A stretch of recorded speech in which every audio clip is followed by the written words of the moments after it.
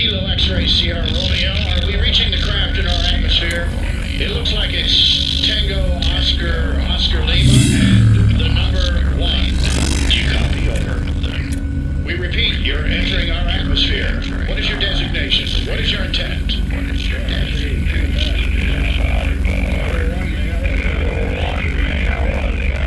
We're picking up a transmission. It appears to be a beacon on screen. I am being used as a castle.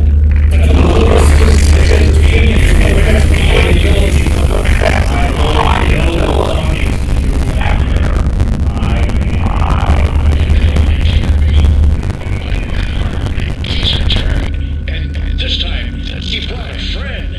We're all doomed. So what do you want us to do? There's nothing we can do at this point. It's hopeless. We'll be forgotten.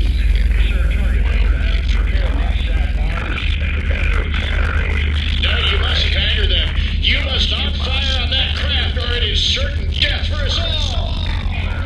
Fire.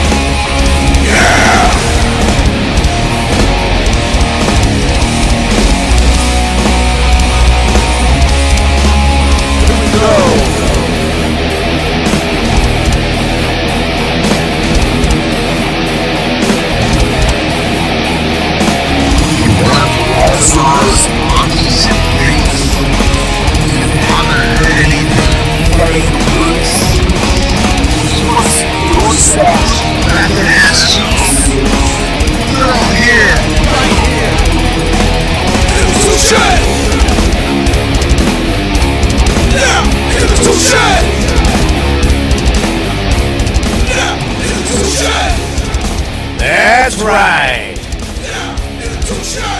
I am your Toolrantula, and happy Thursday, everyone, and welcome to the Toolshed. And, as always, my very special and esteemed co-host, Etheria, Jody Foster. How are you?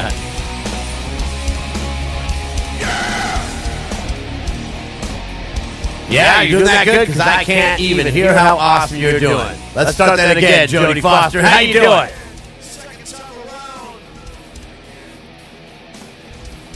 Not getting audio, huh? Okay. We're going to work out the audio. Today, I will be Captain Toolrantula P. Smirk. And you're going to be joining me on the USS We're Going to Hell. You can see right back of my dome here, we've got Jody Foster, and she has decided on her own accord to take the I'm not going to hell route, but you're going there anyways. If you're watching the video feed on exciteradio.com or from your mobile app, from iTunes, you will certainly be able to see Jody Foster. Let me see if I can describe. I kind of hear you. Go ahead. I kind of hear you, Jody. She is dressed accordingly to a very uptight, older Catholic woman that is, I don't know, preparing to be offended. No.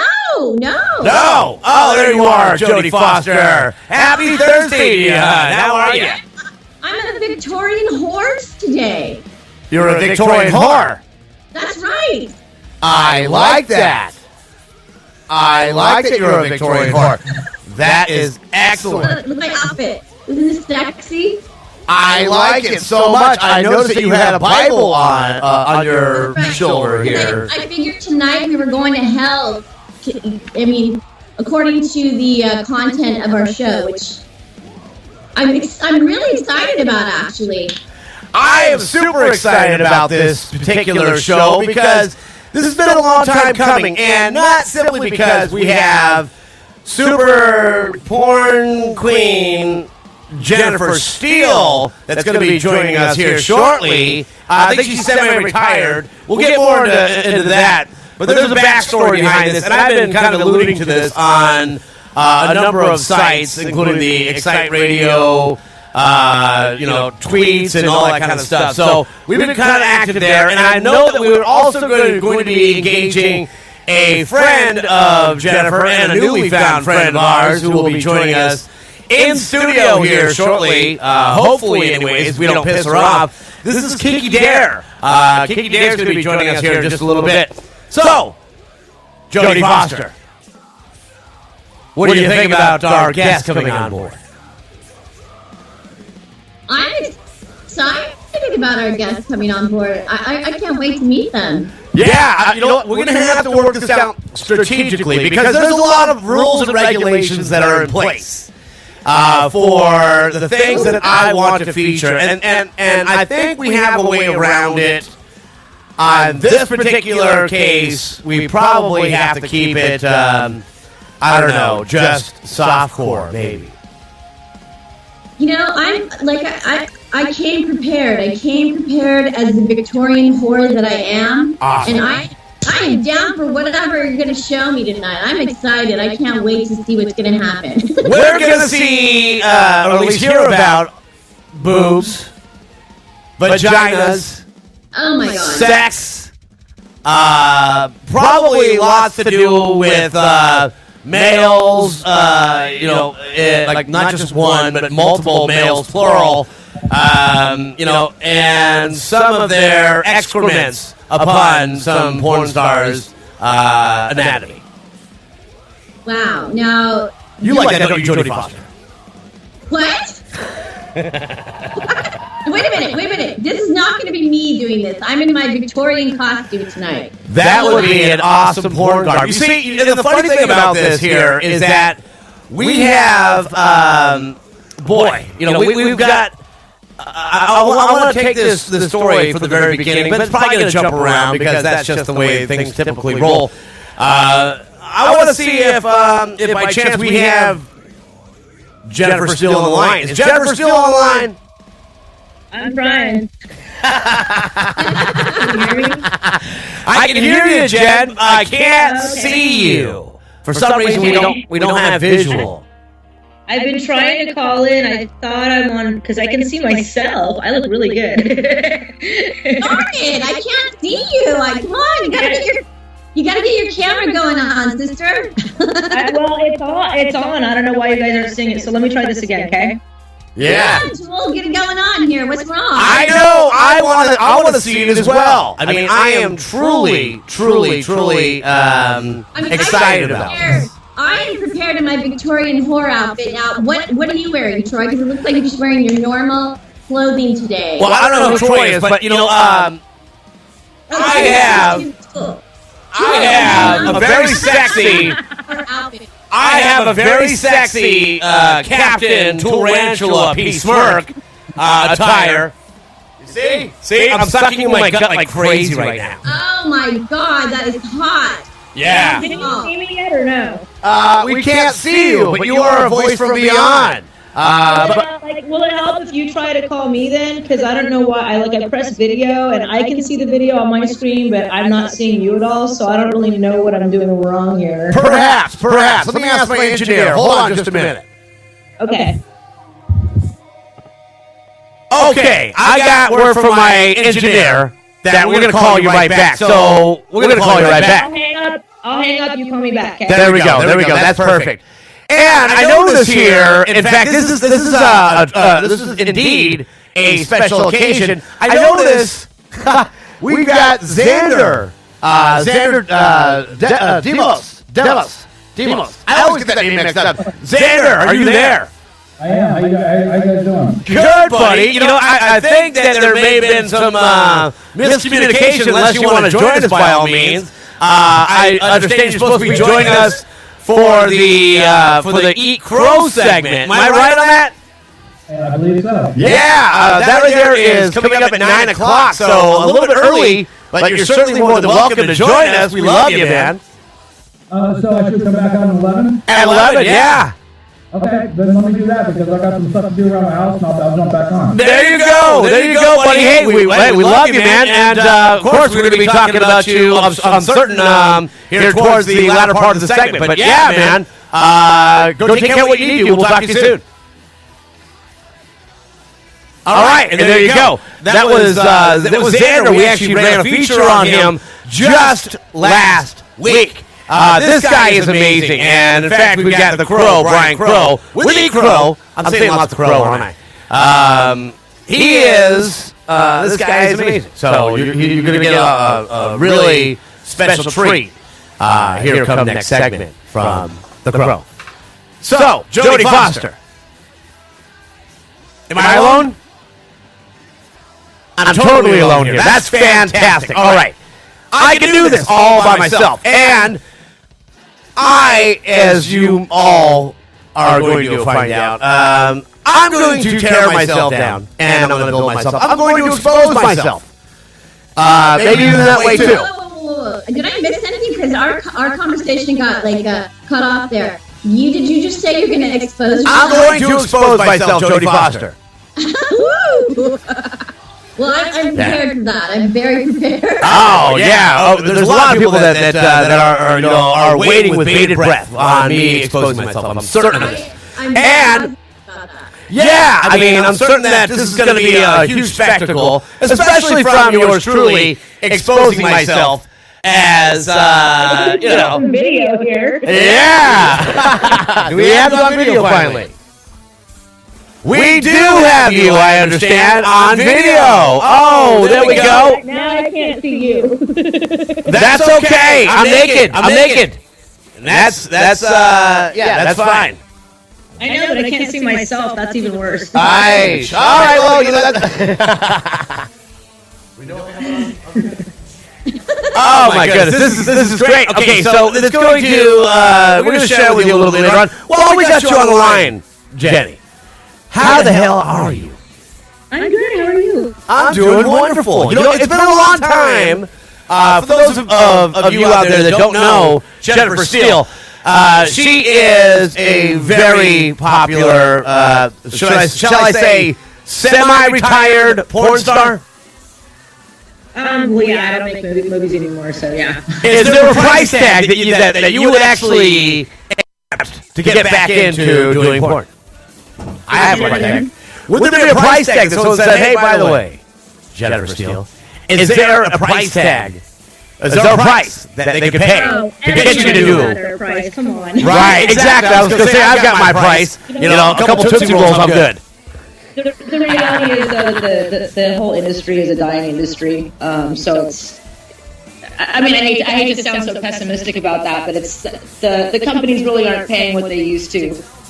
For movies, so a lot of the girls dropped out, like around when the economy crashed and everything. So is it like they pay now by like just feeding you like some Taco Bell and stuff? And Skittles. And Skittles. Skittles. You could want more. You know, and that's funny. It's funny you say that, Jen. I don't know if you've seen the recent. There is an ad campaign that a lot of people probably haven't seen because they're just sucked into television. And what it is, it's a campaign that's really, it's pretty explicit. I don't know if you've seen it, and it happens to pertain to Skittles. Funny you say that. Have you seen it before? No, I haven't seen it before. Is it a Taste the Rainbow one? Or? It's kind of like a Taste the Rainbow. And what it is, and if I could just kind of paint a nice little picture, it's a couple that are together, and the female is actually, she's sucking them off. She's literally sucking them off. You can't see his wiener, but you can definitely see she's sucking. I saw that, but it wasn't released in the U.S., right? It was like some foreign one? It's a web campaign. It's a web campaign, so you can only see it on the web. And what it is that when the guy is getting ready to bust a nut, instead of like shooting jizz all over her face, he's shooting Skittles, and she's gobbling it down like a hungry champion. Yep. Yeah. It's pretty sexy. I wish I shut out Skittles. Yeah. That'd be cool. Yeah. Well, you know what? I'm sure there are many women out there who would appreciate Skittles a lot more than the other thing. Anyone want to eat my Skittles? I was going to say that. exactly what I was going to say. Coming from a Victorian whore, I'm telling you. Awesome. Yeah, and by the way, let me formally introduce you, Jen. We've got Jodie Foster on the line. Hi, Jody. I wish I could see you. Can you see me still? I can't see you either. No one can see anyone. Only I can see. Tool. I can see Tool.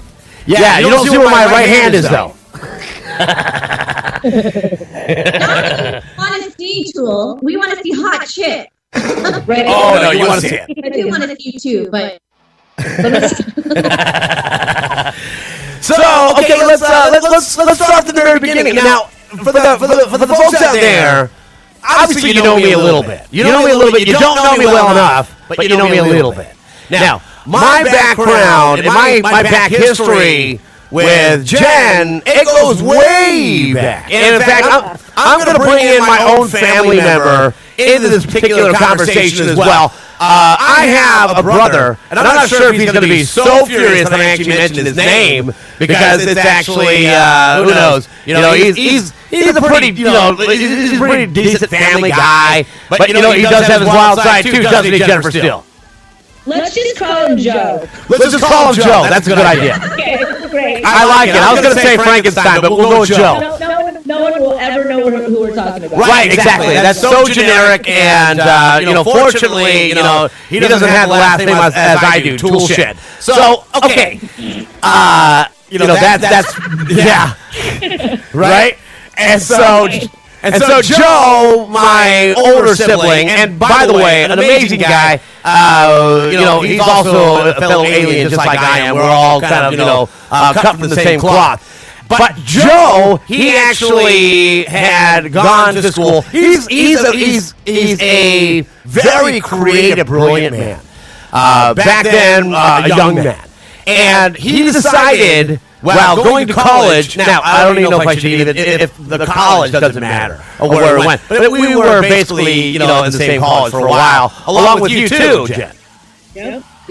Yes, indeed we were. In fact, we, I was part of it to some degree, but not nearly as much as you and Joe. As you two actually had a relationship together, and you essentially formulated a very successful business.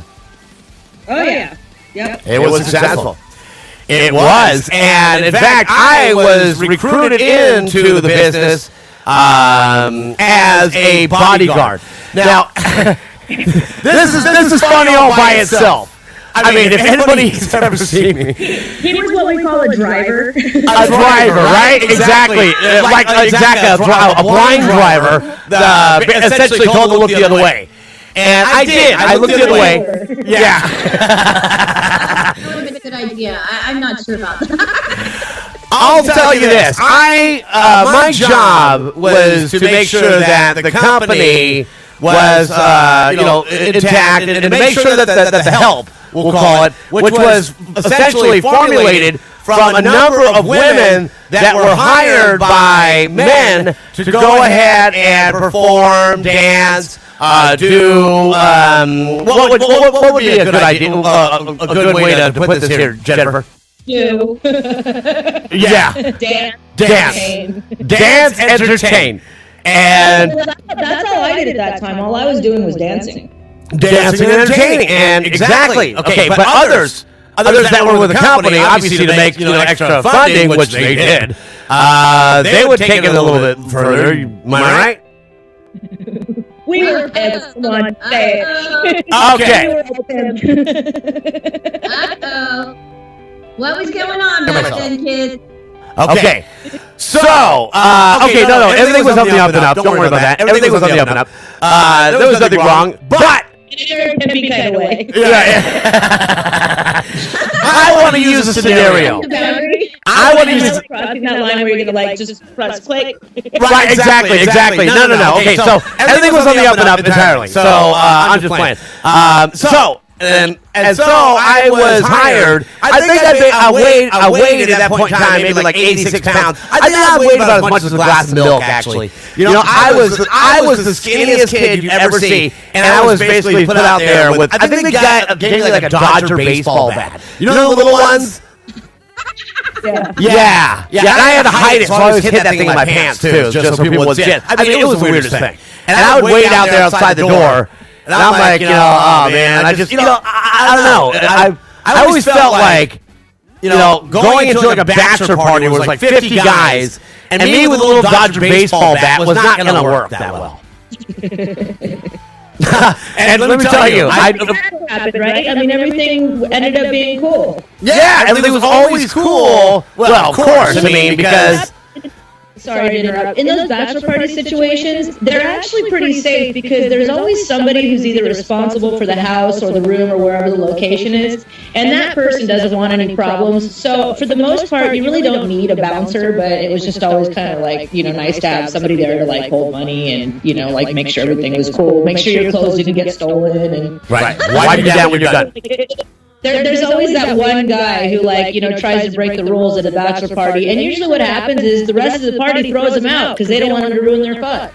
Without a doubt. In fact, I had been inside this room, and there, in some cases, there were what seemed to be hundreds of people. Oh, yeah. Absolutely. Yeah, and I was that guy. And I was that guy, Jodie Foster. Funny is now, after I've done everything, worked at clubs and movies and all that kind of stuff, I would never go to a bachelor party. It's pretty bad. And in fact, there's always the asshole in the group, isn't there? Yeah, but usually when that one asshole shows his true colors, everybody else throws him out. Yeah, exactly. Fun to be ruined because of that one guy, But unless the asshole is the bachelor, and then you just gotta kind of deal with it. Yeah, exactly. And so, but that's the guy that can really start stirring stuff up, especially if he's the guy that actually hired the entertainment.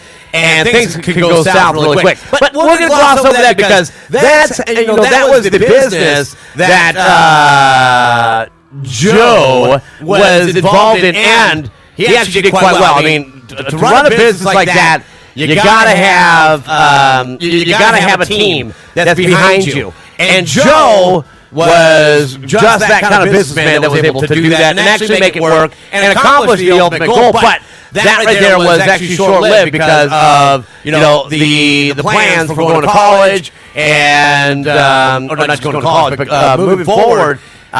With a career in the military, I guess not a career in the military, but I guess he went to the military, so that they're kind of ended that. What was that?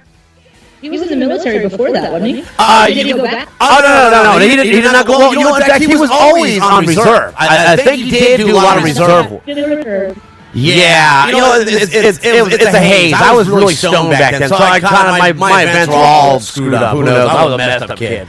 But anyway, so and then here's the fun part. Back then, I also was in a band. I had some really good friends of mine. One of them not so much by this time, but we still do keep in touch. And we had a pretty good band. And Jen, you were there to actually see and listen and even participate to some degree in this band. Do you remember that? I do. I made orgasmic sounds on stage. Yes, you did. Yes, you did. It turned into quite a career. Yeah, exactly. I mean, that was definitely a good prelude of what was to come. Now, let me. Mind you, we were all like 17 when this was going on. Right. Yeah. Yeah. I mean, we were really young. Yeah. We ran an escort. When I started the escort service, I was underage. But I was one of the people that was running it, And then finally, when I turned 18, it was like, okay, well, no one's getting in trouble now, Right, exactly. And let me tell you, I mean, by all means, I think Jennifer and myself have personalities that really parallel each other.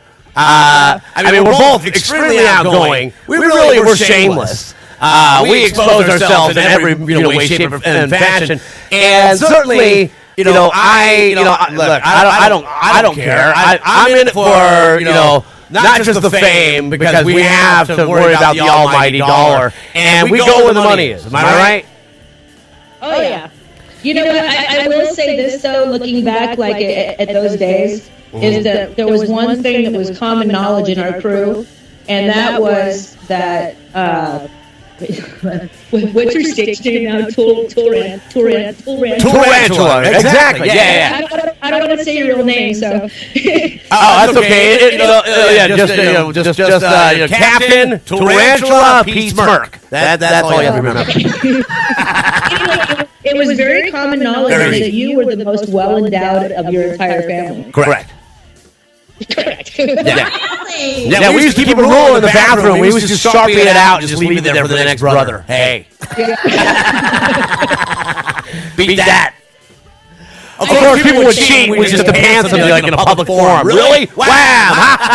Wrong! You're half an inch shorter, jerk. Now, if you were the most well-endowed of the brotherhood here, okay, Right. I'm going to get into this for just a slight minute. I am the most well out of all the brothers. Okay, now how did this scenario unfold that we could? I can tie my wiener in a bow. Was there a competition? Was there? Of course, there's always a dick swinging contest. You know, that's the way it is. It's sibling rivalry. But I mean, did we actually expose ourselves and say, hey, who's longer? Yeah. No, we didn't do that. No, we didn't do that. We did not do that. You know, there was, I just told you, there was a rule in the bathroom. That's what I happened. think your mom told me, actually. Oh, okay. Oh, wow, my own mother told you that. Wow, okay. Wow, okay. Thanks. Yeah, thanks, Mom. Right on. And Mom knows best. Yep, exactly. She changed my diaper. She went, whoa. Wow. Oh, man. This kid's going to have a fun time. So, she was right. This conversation going in the wrong direction. It's going in the wrong direction, but you know that's okay. So let's talk about. Okay, so now we're talking about us doing the band thing. We hung out. We're a very close, tight knit group of people. We had some really freaky people in the band, including Atticus. Remember Atticus Black? I liked Atticus. He was cool. He was a great guitarist too. He was a very good guitarist who was heavily influenced by U2. You know the band U2? Jodie Foster? You too? What? Us too? You too? Yeah. I know them. Okay. Do you know any songs that they sing? You know what? I can't even hear you. I'm looking at you, and I heard something about you two. All right, so yeah, exactly. So they don't sing any songs. They're kind of like a Milli Vanilli band. That's okay. And right, exactly. On the rain. That's the song they sing. I'm losing you. Oh, awesome! I can hear everyone else. I think you are. Now, for the people that don't know Jodie Foster, aka Etheria. She is in the worst Wi-Fi area in the entire world. Galaxy, let's just go there.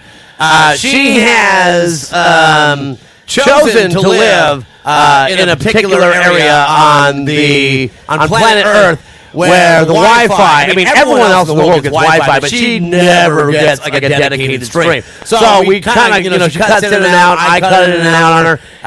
It just kind of works out like that. So, whatever she says, Just shake head. Just be like, yes. Exactly. Smile and nod. Exactly. You got it. Right. So that's how that works. And until they actually get Wi-Fi dedicated in that region of the globe, then we're going to have to go ahead and just kind of deal with your situation, aren't we, Jodie Foster?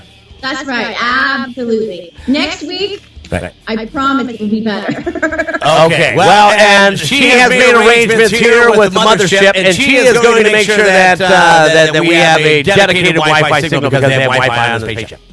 Okay, cool. So, anyway, Jennifer Steele, you have been involved. Now, fast forwarding past all of the family stuff, I had a question.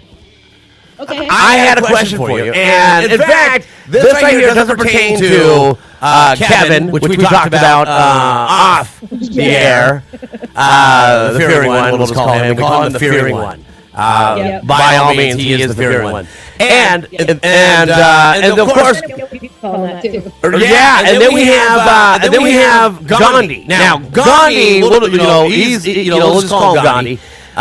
He is definitely not a Gandhi character. You think Gandhi's got a shaved head and he's wearing the robes and he's just emaciated. That's not Gandhi at all. He's actually kind of a doughy boy with long hair. And essentially, his dream job would have been that of standing in front of a fan and doing a Fidel Sassoon commercial. Am I right? Oh yeah. Yep. Yeah, he looks like he should be in the band Mr. Big. Yeah, in fact, I think we called him Mark Slaughter at one point in time, and he loved that. Oh, that was his favorite. Yeah, he was so excited about that. He loved Mark Slaughter. It's funny too because as far as creativity is concerned, this guy really, I mean, he was average as far as playing the bass was concerned. Back then, that was like, you're a rock star. Yeah. And his rhythm was just always off. So if you're watching a band and you're grooving, we had some pretty cool songs. Of course, these are like 80s style songs. Don't get me wrong, people. Didn't you write most of the songs? I wrote every song. Yeah. Yeah, I forgot about. Well, obviously I didn't forget about that because I remembered you wrote the songs. Yeah, I did. It was very Guns N' Roses. I thought influenced a lot of your music. Absolutely. In fact, I even alluded to that with my screeching axle like tone. Well, and remember, there was one song that actually your brother Joe, or we'll call him Joe. Right. He recorded his chemistry teacher talking about like the atom, and you somehow took that recording and mixed it into one of your songs. Do you remember that? I do. Yes, and I forget exactly what song it was because it was like, just a little while ago. That was like just the other day. But yeah, I do remember that. What song was that? I don't know, but can I say what the name was? Yeah, say it. Yeah. Urban Blitz.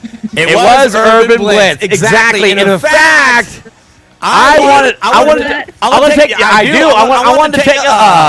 gonna take a little break here shortly. In fact, I think we even have Kiki on the line. Is Kiki on the line?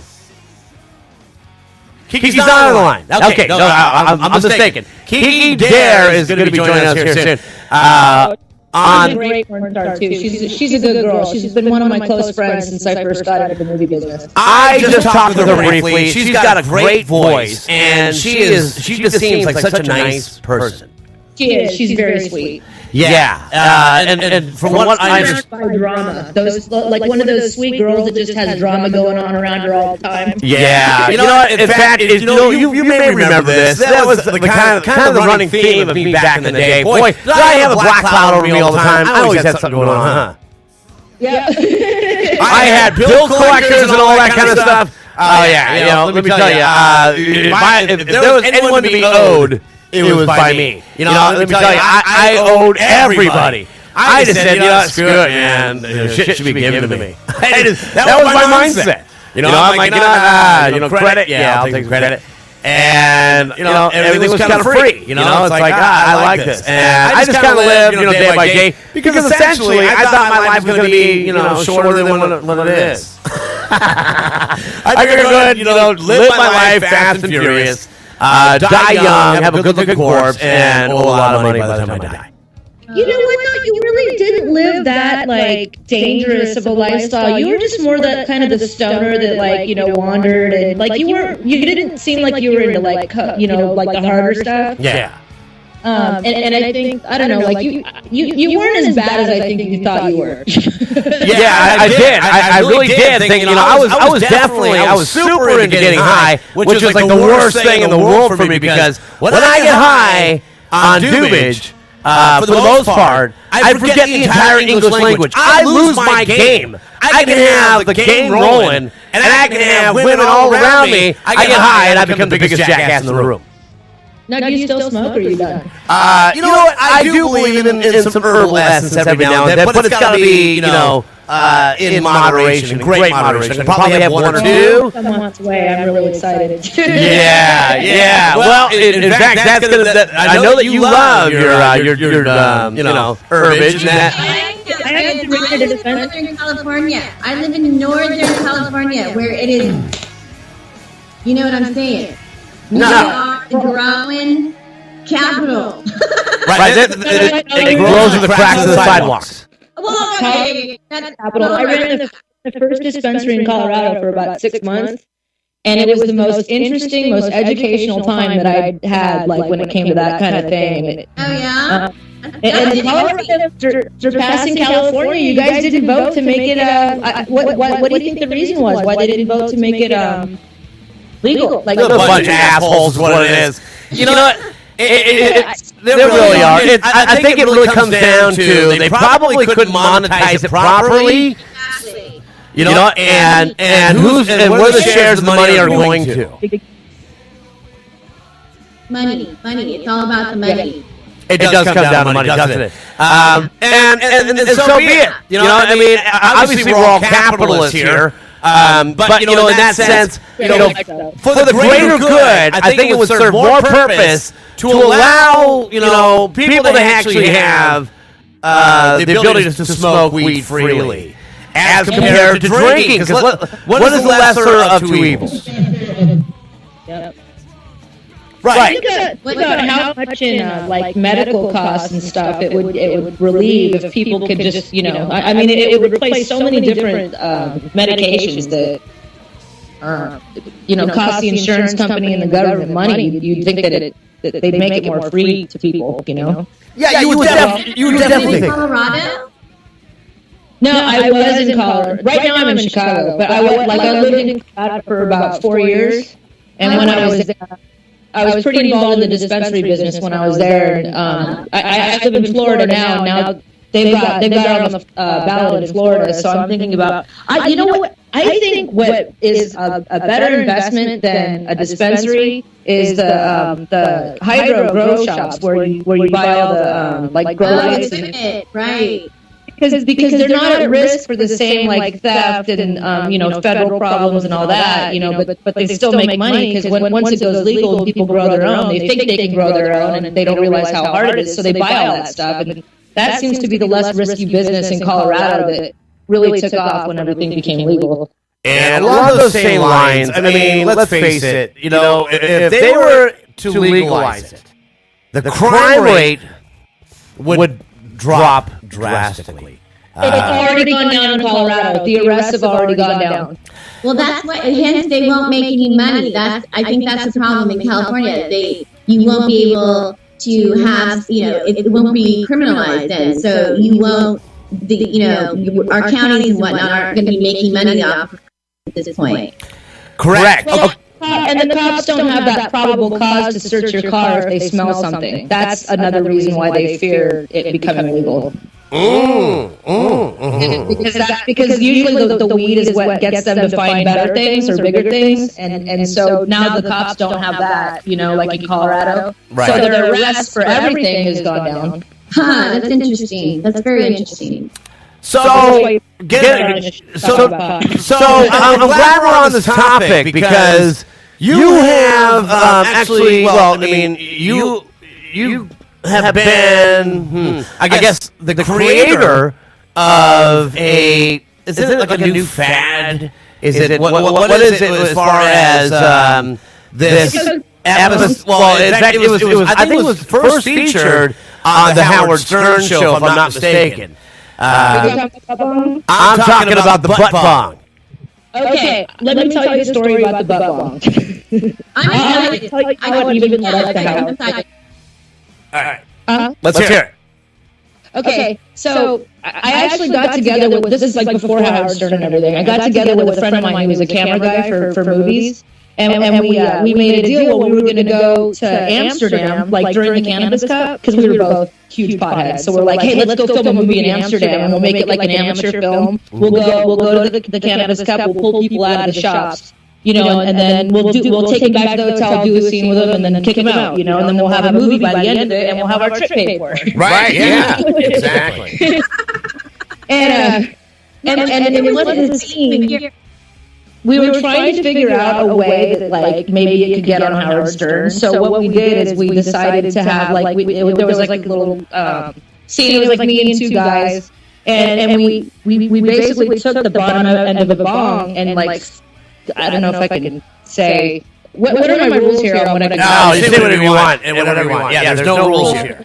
Yeah, so we basically we stuck the bong in my ass. Yeah. As my feet were over my head. Yeah. And then they would take bong hits out of it. And that was just kind of like part of this final scene that we did. And we took a bunch of pictures.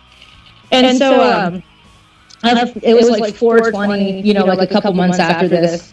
And so I just sent a picture of this one picture of me with a bong up my ass and like two guys, sitting around. Yeah. And a couple of them actually smoking out of it. Oh, yeah. Who came up with that idea? Was that you or there? So I sent it out on my email list, and I'd forgotten that the producer of the Howard Stern show was on my email list, because I just sent it to everybody, like happy 420, And then immediately I get this back from the Howard Stern show, and they're like, will you come do that in the studio? And I'm like, fuck yeah, of course I will. I'll do whatever you want me to do, So I go on the show. We did it on the show. It was a great show. I mean, it's still on Best Of. They still have it on demand. I mean, and this was like several years ago. And then so I did the show, and I mentioned Cannabis Cup and High Times and all that. So when I got back to my hotel room after the show, I get. We got a call, and we're gonna see who this is.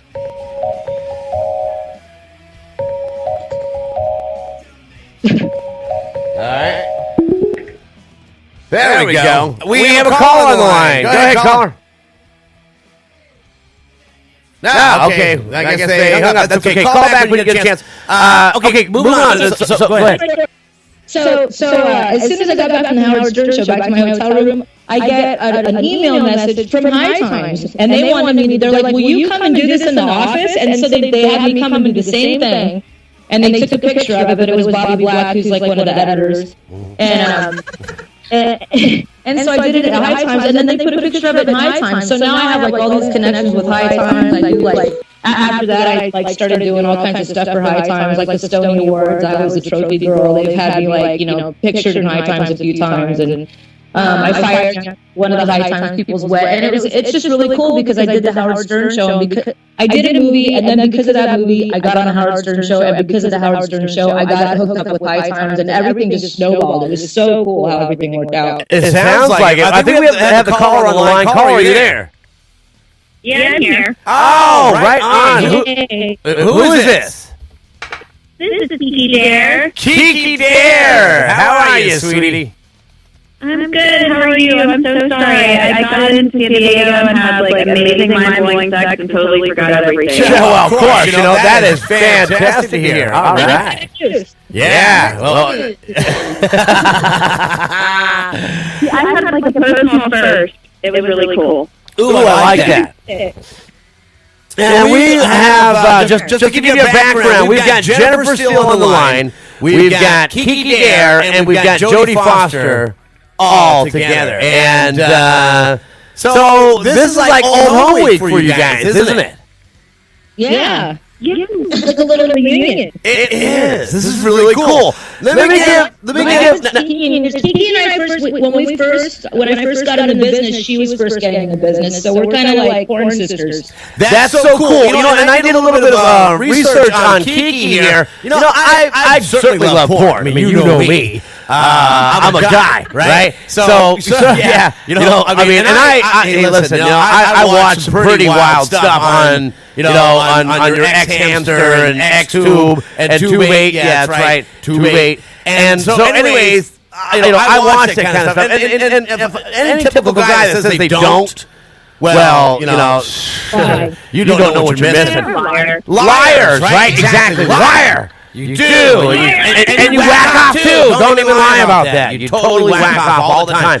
And in fact, those are the guys that whack off twice as hard when they need to lube up with motor oil. They're doing some really weird shit, too. I mean, they're like, butt fucking, themselves on a doorknob. These are guys that are like, I think the weirdest thing anyone has ever asked me to do during sex was take a staple gun to them. That is rad. That's rad. I'd like to see that. I wouldn't like to do it, but I'd certainly like to staple gun somebody. Wow. Now, this was a guy, and what did you staple? What was that, honey? What was he asking to be stapled? What did he want to be? Was it like? Now, did you actually like stretch it, like fan out his nutsack and like staple it to his stomach or something? Yeah, I didn't really do so well with that. I think I got like his chest or his stomach and was like, okay. And he's like, no, you have to push it in. And Wow! No, was using like the big gauge staples too, like the industrial kind? Or is this like one of those? Yeah, they're kind of big. Oh, that's rad. You know, I was going to say, I mean, don't go cheesy on this one. Like a little like staple you have on your desk. I mean, let's get some like let's get the hoses that go into your giant CO2 tanks, and let's power this one in. I would like to do that. I'd do that to somebody. Yeah, actually, that's what I think normally does in a stage show when he is at the right venue for it. So it's like I see him do it to himself, actually. Wow, that is really amazing. I'm certain that you've seen pretty weird stuff. That seems like that's got to be one of the tops. Am I right?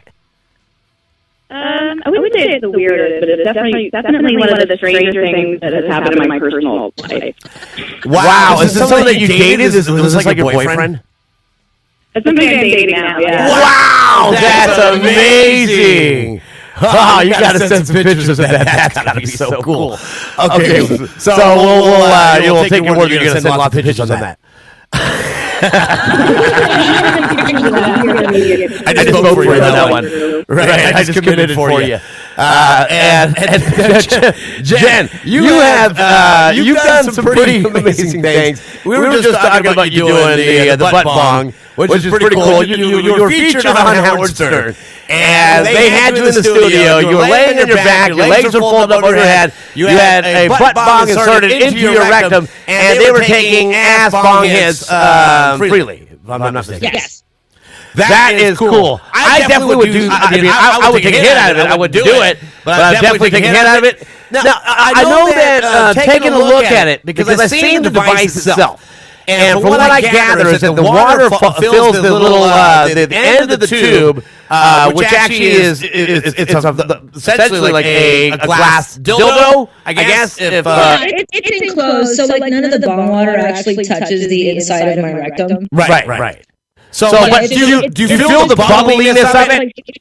It's shaped like a butt plug at the bottom, and that's. I mean, it's just and then when you take it, it's more of a novelty than anything. It was something that got me on the Howard Stern show, and that's really the most excitement I got out of it. It's a gimmick. It's a gimmick, and it certainly works. Have you ever tried that, Kiki? Have you ever tried the butt bong thing?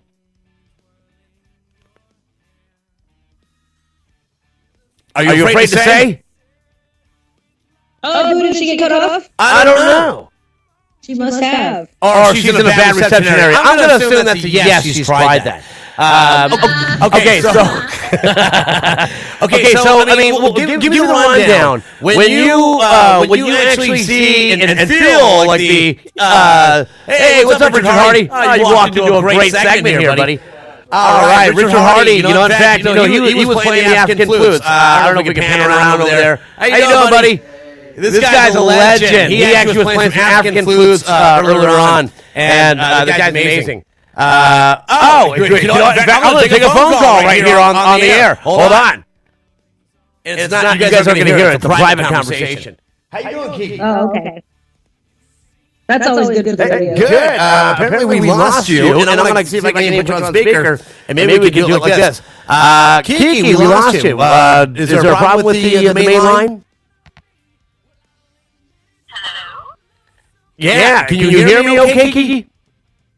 I can hear you just fine. Okay, good. Because actually, we lost you off the main calling line. You're now calling me on my own personal cell on the air. That's exciting. All right, call back on the other line, hon. Okay. So this is the way we do things here. I mean, of course, we have we're professionals here, right? So we do things, professional like that. But okay, so what I was asking, Jen, is that when the water fills up the tube, can you feel like the bubbling inside your rectum? Is that like a pleasant thing? Yeah, it's pleasant. I mean, it's not something that's going to get me off, but it's pleasant. I love it, man. Now, let me ask you, Jodie Foster. I think we've got Kiki back on the line. Kiki, you there? Okay, well, we're going to try to call you. Kiki, we're going to try to call you back. And that way, hopefully we can get a better connection. But Jodie Foster, would you ever try the butt bong? Yes. Yes. Awesome. Jodie Foster would definitely try the butt bong. That's awesome. And we can have like a round table. So you'd be like the table, and we'd set that in there. We could just do like a hoop circle around your rectum. That would be cool. Absolutely, of course. Yes, I can't think of anything that I would like to do more, especially right now. Right. Okay, so that's cool. Kiki, are you back with us? Okay. I think I hear her, but are you there, Kiki? Darn it! I want to ask her some things here down the line too, but we'll keep on going. We're gonna figure this out. I don't know if it's on our side or on her side, but okay. So you're gonna be we're gonna get Jodie Foster involved with this ass bong thing. Is this something that you need to have custom made? I mean, do they actually now make butt bongs or do you have to have one custom made for, I had a friend who's a glass blower make two of them specifically for the Howard Stern show. One of them was for me, which I have at home. And then the other one I gave to Howard Stern on the show. So those are the only two that I know of that were made at all. Like, it was just a gimmick. It was just like one thing that I did for publicity, and it took off somehow. I think that seems like a brand. You should start branding those. I mean, we have and it wasn't. I talked to the glass blower about that, and we thought of that, and High Times was actually going to help me like kind of market them and stuff. We just didn't see enough interest for what it cost to have them custom made. Yeah, it does. I mean, obviously, because there's two different things there. You've got it becomes a sex toy, and then it's also being used as for paraphernalia for. Obviously not in that sense for necessarily for tobacco. So you got two things. You're riding that line. That's pretty funny. And so I wouldn't think that there's too many, too much demand for it, but certainly would be fun to have for that special person that wants to get an ass bonged. But it's one of those things that once you see it, it's just really not, okay, I've seen it and I've done it, and like it doesn't really go, it's not something that's going to get you off, so it's not something that, it's just more like a party trick, like for show, so it's like a party waiver.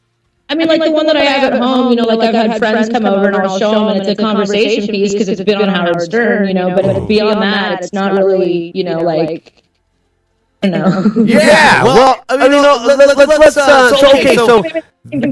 that was cool. For those of you that have not, seen the Howard Stern segment. You probably, I think it's paid per view, but you can certainly hear it, and it's absolutely entertaining. If you have not, Hi, you reached my voicemail. okay, we're attempting to make a call back. So while we're doing this, we'll just keep on going forward. But I mean, let's face it. I mean, there's lots of fun things that you have done, Jen, in your career as a professional porn star. And one of them was, you have been in some pretty fun and funny things. I was watching what was it? It was the midget gangbang. That was my idea. The midget gangbang. And in fact, oh my God, this is so funny. I had a fun time. My favorite thing about making porn, it wasn't the sex, it was coming up with hilarious ideas that would be like a good novel. Fun. And to me, that's the porn's all about the First Amendment and breaking boundaries and trying to think of new fucked up things that nobody else come up with. Right. And the midget game made one of the first things that I did that was nobody had done. Right. And one of the funny things that I remember on this particular gangbang, midget gangbang, was I guess you were in the middle of a blowjob, and this guy has the tiniest little wiener. I mean, this guy is packing snail, and you're getting into it. And I think you looked up at him at one point in time. You said, "You have the biggest cock," and then you started to laugh. Wait, did you say that you watched the scene? I watched the whole thing. I was like, oh man, I didn't jump around. I'm like, I want to watch how this all evolves because it was just so, even if you're not into porn, you want to see this. Because, I mean, the script itself was so funny. It's something out of some weird, maybe psychedelic, acid trip. Do you remember the flaming dildo that they attacked me with? Yes, the flaming dildo. That was actually a prop in one of my because I used to strip around the country doing feature shows, and I just used porn to promote my dancing. And what I did, I had what was called the flaming dildo show, and it was it was a steel dong on one side, and then on the other side it was a torch. It was fire. And then so I bang myself with it, and then I breathe off the end of it. Oh, that is so funny. You know what? And I'll tell you, wait, really quick, I want to make sure we have Kiki on the line. Kiki, are you still there? I'm here. I didn't get to tell my story about stealing Bubba the Love Sponge's beer bong. Oh, we got to hear about that. And in fact, I also noticed that we still have Xander jump back in. Xander, buddy, I think I might have spoke incorrectly. You're going to be on here in about one more hour. So unless you want to join us, man, we've got Kiki Dare and Jennifer Steele, two very well-known porn stars. If you want to jump into this one, buddy. Hi. And joining us in studio as well is my illustrious co-host, guest co-host. We've got the Silverback as joins us. Yo, what's up, people? Yeah, and in fact, Silverback probably doesn't know this, but I am Captain Toolrantula, Pete Smurf today. And, we're on the USS. We're going to hell. You're wearing your upside-down vagina shirt. I am wearing my upside-down vagina shirt. We've got Kiki Dare on the line, as well as Jennifer Steele. And I know you know every one of their movies. Yeah, you got their entire collection. I've seen both of your vaginas upside down. And that is a great compliment because this guy doesn't compliment too many vaginas, from what I understand. But after I'm done with them. Right. And so, Kiki, you were in the middle of the story, and we lost you there. So go ahead. Why don't you fill us in on the details of this wonderful story? We can't barely wait. Yeah, the first time I ever did night moves in Tampa, Florida, they grabbed me and said, "We really want you to do this, early morning radio show." Yeah, sure. So we got to go, and it was me and a bunch of other girls, and then Jessica Drake was with us, and this is before she had her Wicked contract. Ooh. And I had a bottle of champagne with me because I was like, okay, I'm hungover. There's no way I'm doing radio without having a drink. And I decided I was going to do a champagne enema on air. So we stole we got Bubba the Love Sponge's beer bong. And so I was doing a champagne enema, and then Jessica Drake looks at me and goes, "Wow, that looks like fun. I want to do one." Silverback would definitely be an entertaining champagne enema, wouldn't you, Silverback? I was thinking about that actually as she was going on about it, and it's been a while since I've seen one, and it just seems to me. Well, here's one thing that I actually that I'm curious about, because I've actually heard of people dying from alcohol poisoning from anywhere as little as a whole bottle of wine. Up their ass because a whole bottle. I'm sorry. use the whole Oh, bottle. you guys. did. Oh, They're doing shots of it. Oh, weak. You didn't go big. We'll get you a good fun one next time. You don't want to go big or go home. You just want to go and make sure you're still alive later. Is it true though? I mean, is the high that much better than actually consuming it through our normal mouth orifice? Yes. It hits you quicker. So it was basically like a mimosa. It was like a mimosa breakfast. You had only, you know, And they squeeze some orange in there too. Squeeze. no, they just put the the whole whole orange. orange. Here, squeeze this And for me. squeeze their half cheeks together. Hey, you know what? All I got to say is I got Jessica Drake to do it. Champagne enema. That is, and that was before she actually had her Wiccan contract. That's not saying much, though. I got told to do one of those last weekend. Yeah, no, I mean, of course. That's no big stretch for me. I'm not Xander. I'm Silverback. Xander's here. Xander actually chimed in a little bit early. Stop pointing. Yeah, there's Xander. Yeah, there's Xander. In fact, Xander has stumbled across a very interesting conversation, buddy. Hopefully, you know, you're going to... What? He's like, what the hell did I walk into, man? This is interesting. I'm actually just doing work right now anyway, and just kind of like listening in because this is a pretty cool conversation. This is really cool, and it's going to be fun. Get me in the mood for church. Yeah, exactly. I'm going a little lax after this one. This is going to get even more fun. Okay, let me ask you girls a question.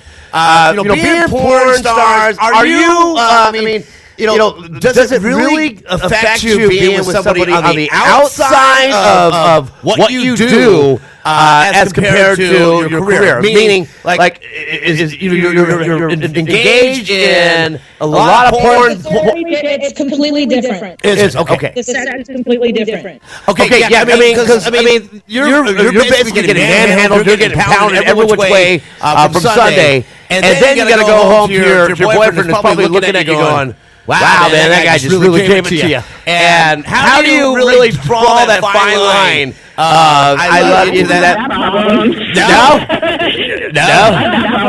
My guy's awesome. Oh, wow. One guy I've worked with, but it's hard. Like, Porn sex is very satisfying to women, I don't think. No, that's understood. You're catering to a baser element. So Kiki, wait, go ahead. What you were saying? No, I mean, obviously sex on camera and sex at home is totally different. And, the hardest thing about sex at home really isn't the sex. It's about all of the stuff that goes along with having sex on camera. Mm-hmm. So you're kind of just I guess in that sense, it's a job. I mean, you go there. That's where you go to make your money. You're not going there to have fun, but you're supposed to have the look that you're having the greatest time of all time. How does your mate actually? Too, because I would imagine. I mean, hearing like the screams and stuff, especially from Jen. Boy, you're a screamer, and how do you separate that? And do you think it's in the guy's in the back of his mind of, wow, that guy just got my girl screaming her freaking head off? I want to hear that too. Is that like a competition thing? I can't really answer that. I mean, I can give somebody. Somebody else I know probably answer that because, they've watched my scene. No, I mean, for women, or at least for me, there's certain things that I like to say for at home. And there's, certain things that, I've done on camera that I wouldn't necessarily do at home just because it's kind of outrageous. Like, I'm not going to call 50 guys that I know and be like, hey, come cocky me, even though I did it on camera. Right. Yeah, exactly. Unless your guy's into it. Now, if your guy said, hey, let's do that at home, would you entertain that? Well, yeah. I mean, if somebody really wanted me to do that at home, okay, fine, we can talk about it. Doesn't mean that it would necessarily happen, but we can talk about it. Right, exactly. So it'd be more of a fantasy type of thing. Dirty talk. I mean, do you like dirty talk? No. Hate it. Not fun. Only when I have to. Sexy talk. Yes. Okay. So basically, what really gets you in the mood? What really separates that porn element from the person that you're involved with? What gets you in that mood to really separate the two? I mean, how do you differentiate that? Wow. It doesn't really Was that a question? really excited at home. Hey, can I interject something here? Can I throw something into this? All right. Hold on. Silverback has something to say. Somebody actually put somebody put something to me the other day. That sounded horrible. Somebody No, I didn't try that one. But somebody put a little bit of perspective of their viewpoint of it to me the other day, and this was a particular guy that used to deliver, shall we say, party favors to the set. And there was some, and I actually knew the director that he was working with and whatnot. And he says, he's like, I don't like porn people, especially the guys, because if you can imagine what it must take for in a guy's mentality to basically be able to get it up and blow it off like on command, like, dude, all right, we're shooting, all right, and so shoot. That must take a level of discipline. No, not discipline. The word is degradation. Like I don't even know what it is. Like in other words, I don't see. Maybe, and this is the comment that I like to get from you girls is the guys that you work with. I'm just saying, I'm going with what he's telling me, that they're largely gross and just have a completely abnormal look on sex and women in general. Now that's not all. That's that is a general statement, but I'm not saying it's everyone, but in general. A lot of these guys are really scummy. I don't see the girls necessarily beating them. I completely disagree with you, because most of the guys that I met, the scumbags that I remember from porn are the producers and directors. Oh, okay. The guys who were really, really nice and were actually more respectful to the women, in my experience, were the actual actors. Right. Yeah. That actually gives me a little bit. Right. They're the ones who are trying to get the ones that really, when some girls get a donkey punched, it's a director that said to do that. It's not the actors don't have the sex they want to have. They have the sex that the director wants to see. Okay. Is it? That's usually when the casting couch situations totally different than what it was 20 years ago. Hold on, we have people talking. Say again, Kiki. I'm sorry. Go ahead. Hold on, Jen. The guys that are in porn now are totally different than the ones that were in 10 years ago, 20 years ago. I mean, now there's a lot of guys in the business that are so pretty, it's just unbelievable. When I started, a lot of the guys weren't really pretty. They weren't like these amazing like cut guys. They were just guys that could do the job because there was no Viagra. Right. No cabinet. So these are guys that they worked all the time. They could do the job, and a lot of them were extremely nice. Now is that a problem on the set too, with a lot of guys not being able to get their dicks hard? Well, I'm not a guy, but I've heard that the majority of the guys use the little blue pill. I mean, interesting. Yeah, you know how like 10, 20 years ago you always saw like the same 10 guys in every movie? Right. Yeah. Okay, that's because they didn't have Viagra, and those are the guys that like they're just built to like just have sex and be able, like what we're saying, like come on command and do all that. Yeah. Once Viagra came out, you started seeing like more and more guys because they could take the little blue pill and they could actually perform, and girlfriends would bring their boyfriends in and feed them a pill and everything was good. But the only problem there is that when they take that little blue pill, it's harder to arrive at. So You get a lot of people just sitting there jacking off on the set, waiting for it to come. God, imagine that's got to be excruciating. Just giving yourself, some burns. I would never want to be a guy in porn. Oh, no, that would be awful. Yeah, horrible. And so many guys are just like, oh, can you get me in? And how do I get into it? I'm like, dude, you don't want to. Trust me. It's like the guys are like, it's unless they're like producing and stuff. They're like so interchangeable now, and like it's just I would never want to do it. Well, you know what's funny is that I was so close to doing this. I think that I would probably still do it. To be honest with you, especially since Mom's already endorsed me for being well hung. Well, your mom's endorsed My mom. I know. Well, you missed it. You weren't here for the very beginning. But yeah, in fact, Jen endorsed when he was 3. Yeah, like you're good to go. Yeah, you're going to have a good lifetime. I know what you're going to do. Right. And so, I was that close to doing it. And it wasn't the studios that actually said no. I was actually scheduled to go ahead and do that. And of course, you know me. I mean, I don't care. I'll get naked anywhere. I mean, I am perfectly comfortable with my nakedness. And back then, I mean, I was a frail, 2x4 of a kid. So even back then, I mean, I was walking on. I had a tripod going on. Tool basically came out of his mother's womb like this. Pop. Right, exactly. And the doctor went, fuck yeah, high five. I was giving elbows. You guys aren't watching, so you're like, what the hell does that mean? Yeah, I guess you're going to have to watch that. You get a little laugh out of that. Right. So, me and the doctor, as I popped out, we just did a little elbow thing. Yeah, you're covered. But, so, let's talk about this real quick. This right here, key is for you. I was watching a little segment here, and outside of you're doing the adult film thing. You also are involved in Comic-Con, if I'm not mistaken.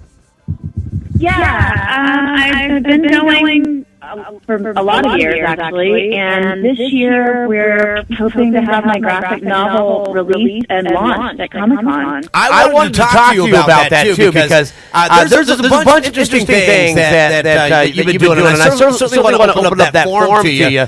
I know that from what I understand is that you also are directly involved in radio. Is that right? Yeah, I co-host 2 shows. Actually 3, but one is on hiatus. I do The Whip Appeal with Mr. C. I do Inside the Industry with James Bartley. And we're adding another show on Thursday night that will have a webcam component. And we're calling it Porn Star Party on LA Talk Radio. Wow. Oh, fun. Wow. That is really cool. Yeah.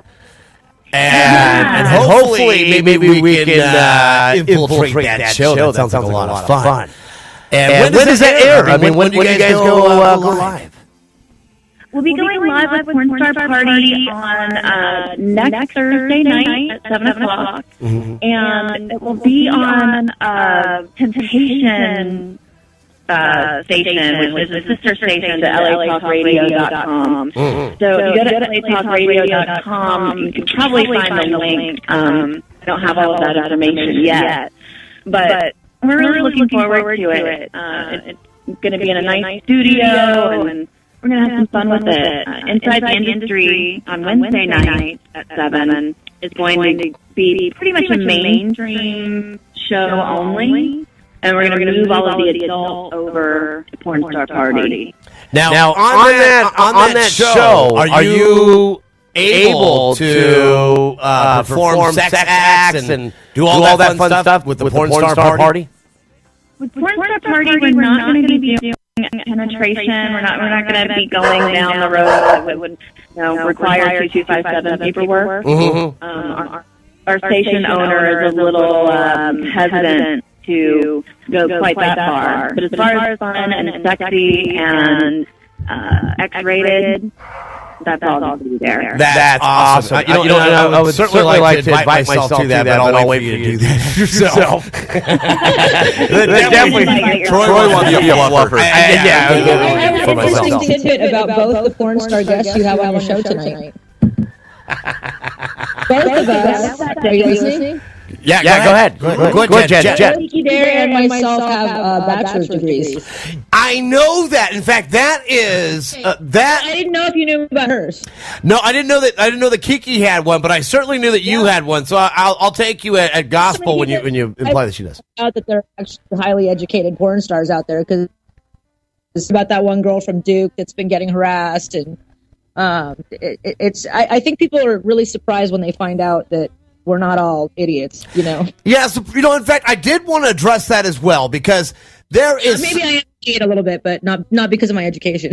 Well, of course not. And you are well educated. In fact, you have, if I'm not mistaken, 3 degrees. Am I remember?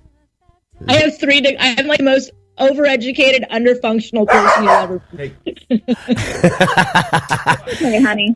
And the funny thing is that we could see even after 3 degrees of how you're bringing home the bacon. Yeah. Yep. Right. Paying off those student loans, anyways. Yeah. I have like $30,000 I have to pay now just from this last degree I got. Wow. What were your majors again? English literature, business economics, and clinical lab science. There you go. Look at that. I mean, those are all clinical lab science. And Kiki, what about you? What is your major? What is your degree? I got a degree in world religion with a minor in classical studies. Wow. So in world religion, in fact, I wanted to go there briefly, just simply because of the stereotype that is depicted of anyone that is involved in the adult entertainment industry. Because I know you probably, being in the business, it's got to have that certain family mentality. It's kind of like, it's your own little unit. But you know that in some cases, people are looking at you sideways, and these are the people that are typically the biggest culprits, do the weirdest perverted shit. Yeah, there's that. Right? I mean, how dare you girls do what you do? Right? How dare you do it? Because you're not getting rammed in the ass with a 2x4. How dare you? You're not into my thing. And meanwhile, this dude's over there getting stapled. He's getting a nutsack stapled to his stomach. To the same. Yeah, by the way, because I brought that up, he got out the staple gun and was like, "Here you go." No way! Oh my God! Okay, you got to send pictures, Kiki. I'm truly. I want video. Yeah, on video would be much better. Oh God, if you could do that, Actually, there's video all over the internet of people staple gunning money to his forehead, to his stomach, to his chest. Yeah, I mean, I gotta at least get a link to that. I mean, I'm certainly your intrigued. boyfriend's somewhat a celebrity too, right? I don't know if you want to say his name on the show. Oh no, he's fine. I'm hanging out with Marugan, the Mystic. Marugan the Mystic. I don't know if I know that. I don't know. This guy gets all this cred for stapling his nutsack, and they're totally ignoring the guy that blew a hole. Wait in his a nutsack minute. with a 9mm. Wait a minute. Is this that one guy that was down in Venice that was part of that whole big freak show? That's the one. Oh my God! I know exactly who you're talking about. That's boyfriend. That's her boyfriend. We're gonna have some fun here. Okay, I want to know more about this. This is that guy. I thought that he was involved with the other sword swallower. That just sounds so funny. No, that was. He is a sword swallower.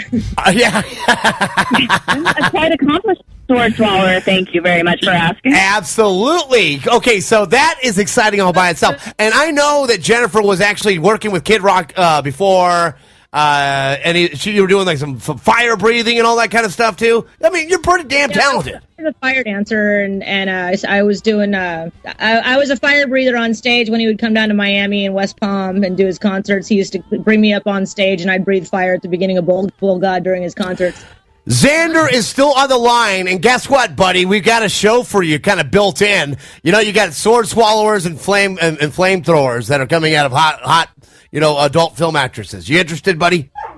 Xander, do a solo, man. We need a break. Yeah, you want to do a solo? We should. In fact, you know what? So here I am.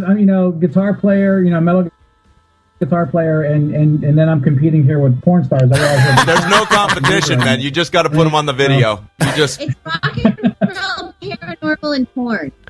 Exactly. So Xander, I mean, this sounds like a video in the making. I've got the connects for you, buddy. Well, hey, that's You could cool. make Hey, one of your if- guitars an ass bong. Into doing music, I can promise I'll make better music for your porn. Absolutely. You see, there you go, girls. The ass bong axe. Yes, for the next upcoming movies that you girls are planning, he'll actually do some solos over like some of the porn scenes. And this guy is so good, which we're gonna play some of his stuff here in just a little while. But okay, so I wouldn't actually mind a little throwback to You some guys old admit school that, right? porn music. That I don't even know if can you play? Let's do Yeah, it. Let's do like an old school one. Can where, you do that, everything's Xander? all hairy, you know. Somebody turn on a PS3, and that's all you got to listen to. No, you just put on Toolrantula's playlist. Yeah, off exactly. His iPod. it's all porn It's songs. all 80s porn music on my iPod. That's exactly what it is. That's all I listen to. He doesn't need the blue pill. He's just got the iPod. Right. When I hear the music, it's like boy yo yo yoing. There you go. I'm good to go. I don't need any additional stimulation. I just need the music. So What's your porn name going to be, Tobias? I was thinking, boy, that's a good one. He already sort of has a porn name. Tool. Come on now. Yeah, Tool. Yeah, Exactly. yeah, Tool's a good name. yeah. Or else I'm gonna call myself Tripod, and then just go with that.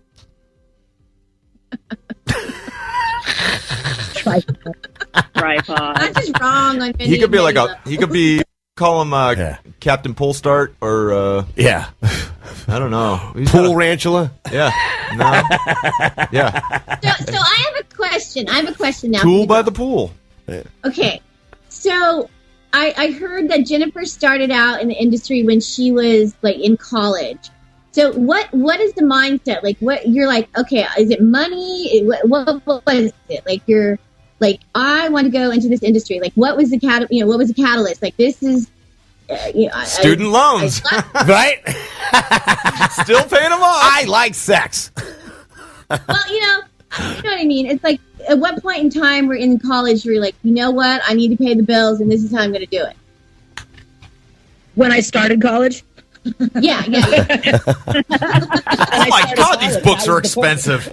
So it was kind of like, okay, to get through college, to pay the bills, I am going to do this. When I started stripping and doing bachelor parties, it was because I wanted to put myself through college. And, it was one of those things I didn't want to get money from my parents anymore. So I just kind of cut them off and started stripping, and there you go.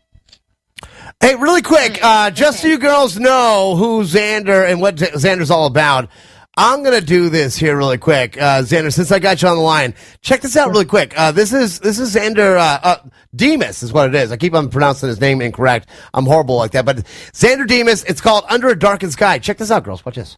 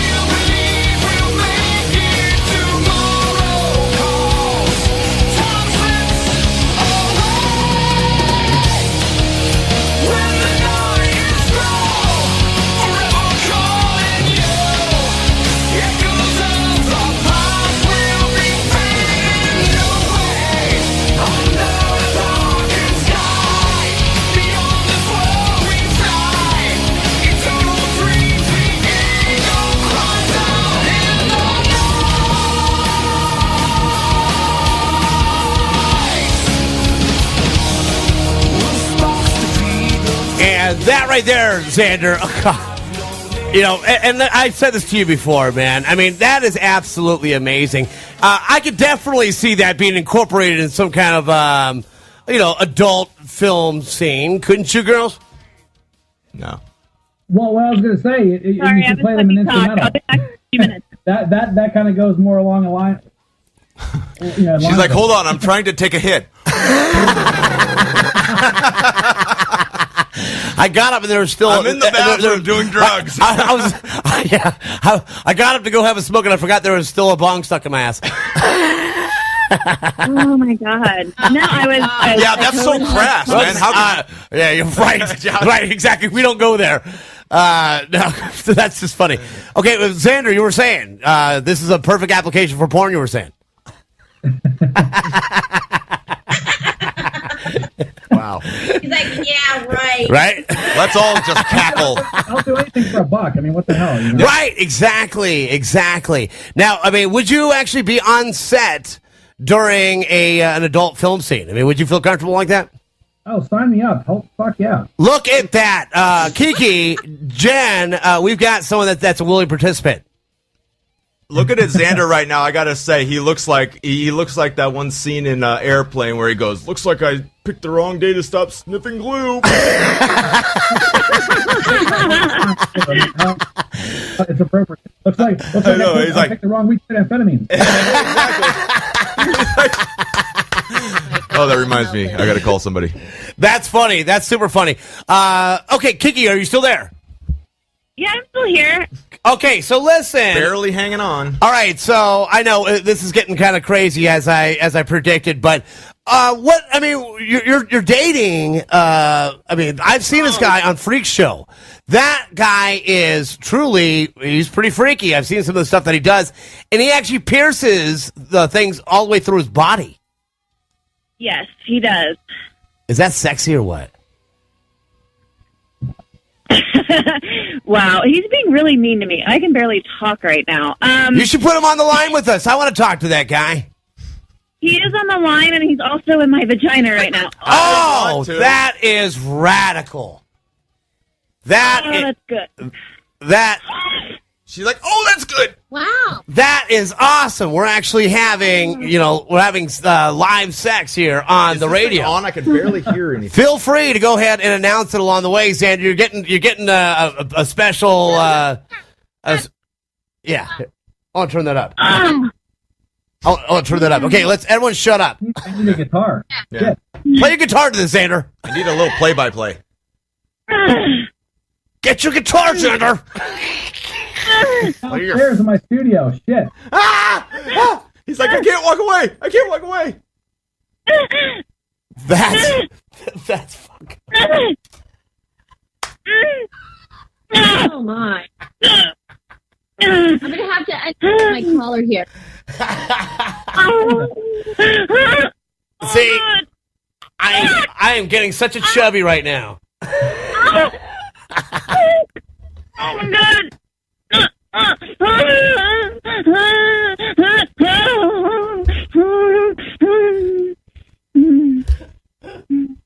Whoa. Wow.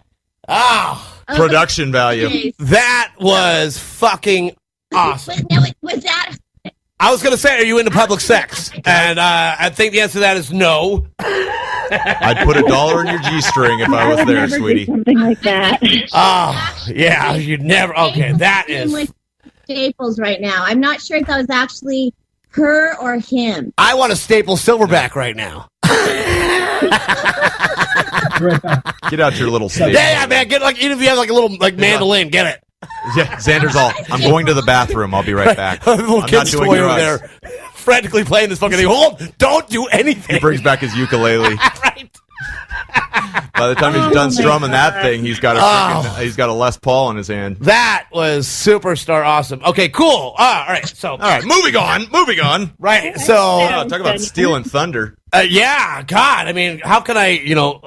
How can I? You with can't beat that. No, you cannot compete with that unless Silverback is going to take a staple gun to your head. Into the head? You know what? We could do spankings with Silverback. Spankings with Silverback. No, I don't have any underwear on. I need that extra barrier. It's like a spank condom. Silverback, it's time to do a bong hit I need now. Now, yeah, exactly. Not only that, but I think Silverback's fetish is actually making out with a moving fan. After that Scotch tape facial thing that you did the other day, you look like you had just made out with a fan. Oh yeah, right, exactly. Getting pelted in the face with like a steel blade. Whack, whack, whack, whack, whack. That's cool. Well, now after that, I'm going to have to read a Bible verse.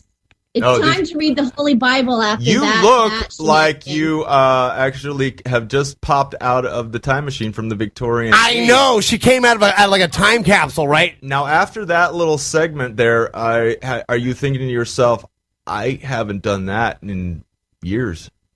When I came on the show earlier, I was really told that I was actually a Victorian whore. So, and I started out in, it's probably about 1893. Right. So, times were a lot different then. In fact, you need to clean the cobwebs out of that bat cave. Let me tell you this. Kiki is getting nailed into oblivion right now. This is Go, girl. Wow. There's like a parade of black bats running through. I hear smacking too. It's either smacking or staple gun going on. He's like smacking or staple gunning going on.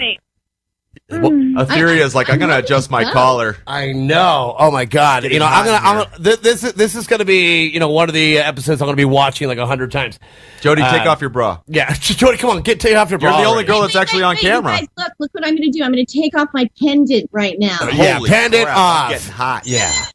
I mean, and I can't even see Jennifer right now. Jennifer, are you there? No, she's like, screw. Exactly, now. She's like, screw this, man. Xander's gone. Yeah, this everybody's gone. Yeah, exactly. Wow, thanks a lot. I know.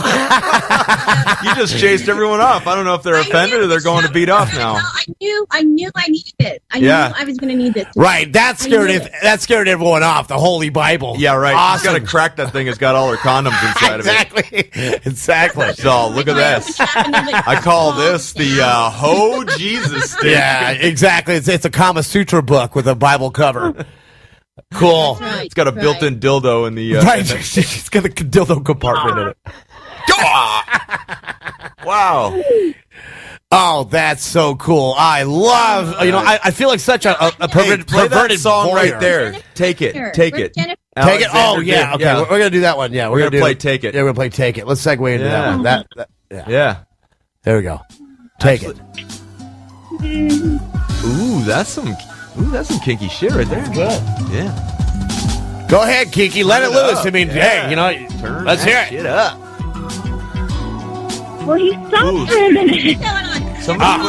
Somebody put on their sexy lips. I put on the porn music here for you. Yeah, this is the old school right here. Okay. In fact, I'm going to leave this line open here. I'm going to get myself something to drink, but we're going to actually we're going to let the listeners listen in on you getting pounded another button. Undo another button. Go ahead. Yeah, and you can staple them all you want. Where are you, man? Oh my God. Go for it. No, that's fine. I gotta. Yeah, I gotta keep this line open. I need a drink. Yeah. There you go. Ah, Jesus. Butt bong hit. Wow. Come on, butt bong hit. Oh, she's got a sexy moan, doesn't she? Hey, check it out. We got I Need It from the Pollinators next, so we might as well go with that. All right, shut up, Silverback.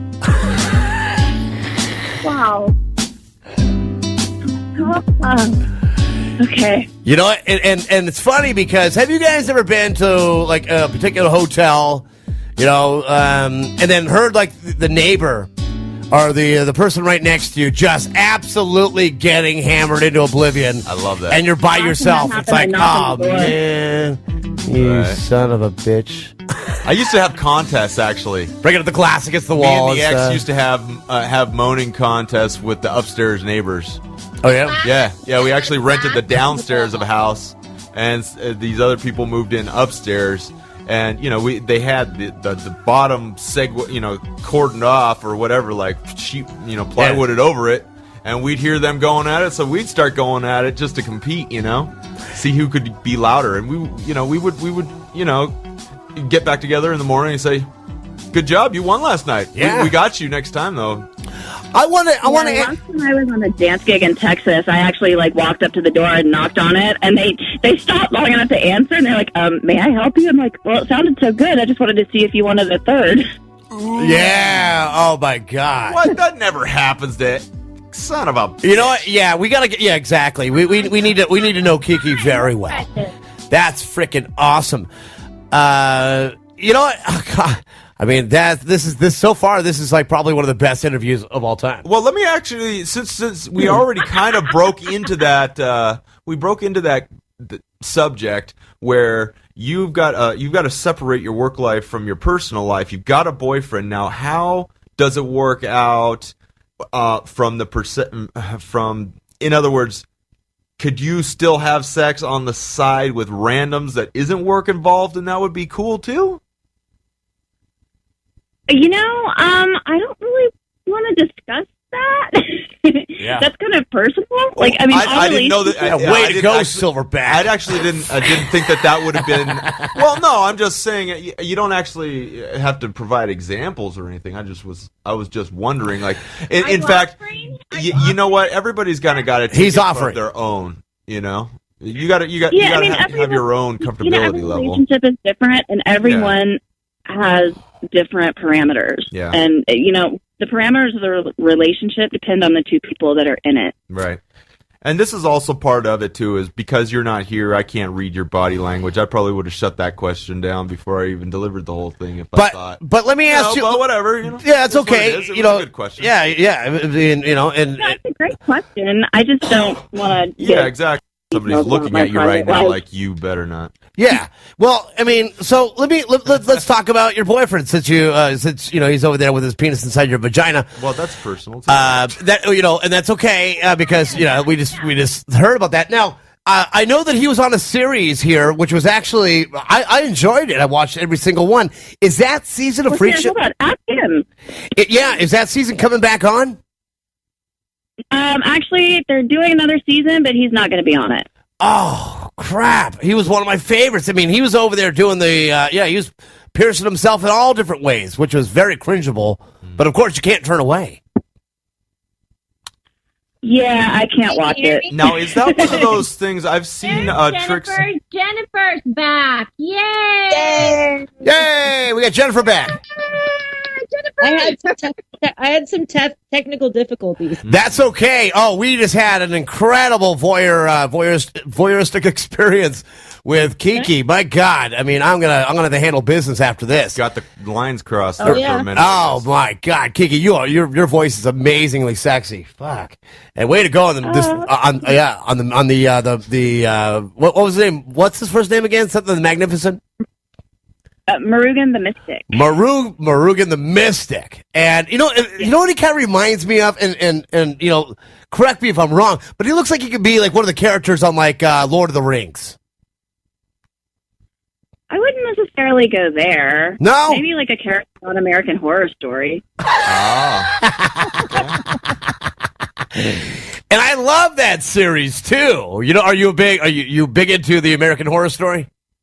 It's essentially the same person. They're just one takes a shower and the other doesn't. What? Someone just fell out of bed. No, I can't take this anymore. I love where this is going. This is awesome. He's like, you know what? That's it. You're done. Conversation over. So, Jenny, I'm glad you rejoined us here. While they're doing their thing and basically rolling around on the floor and having awesome sex, and we're listening in on it. Let's let's talk about some of the things that that you've done. And obviously, we've covered a number of things. As far as the midget gangbang and stuff, and then you've also had like the Mexican gangbang.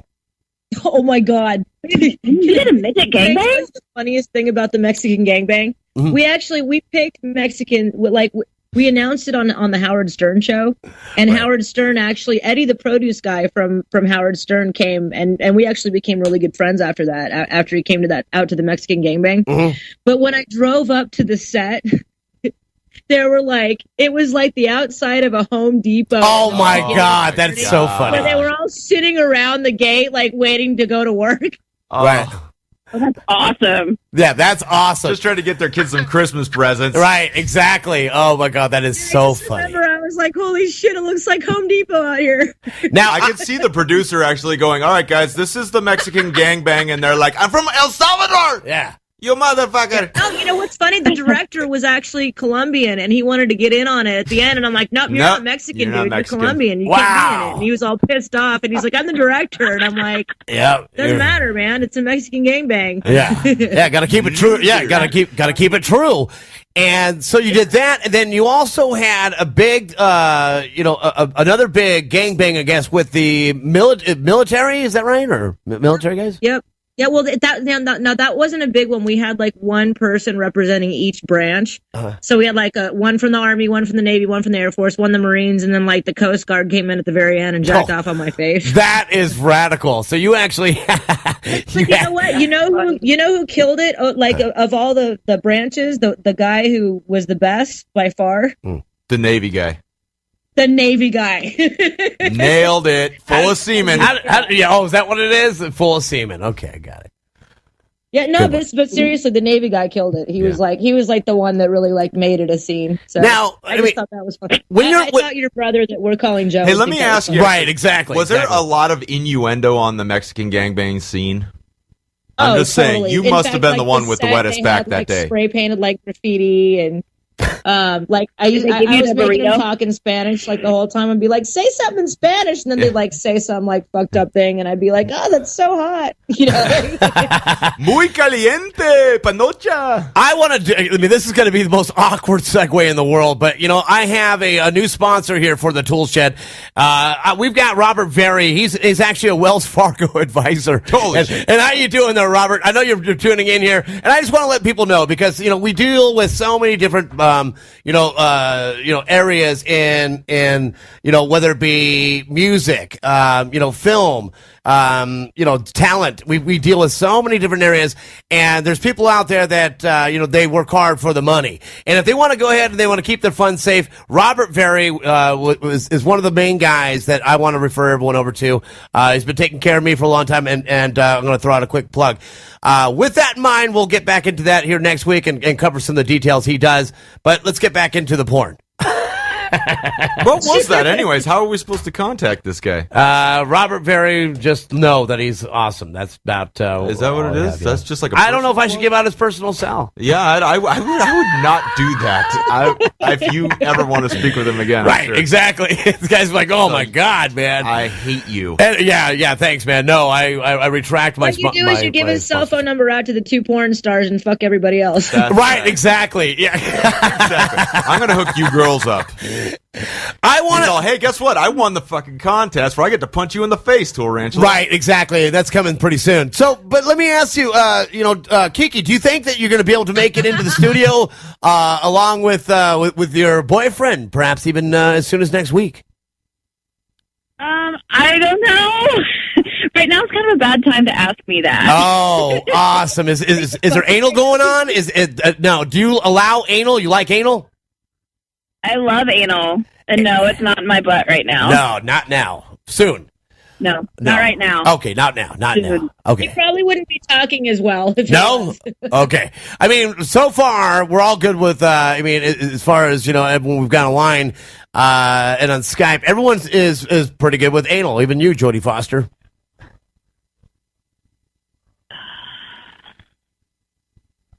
Jody likes it up the butt. She does.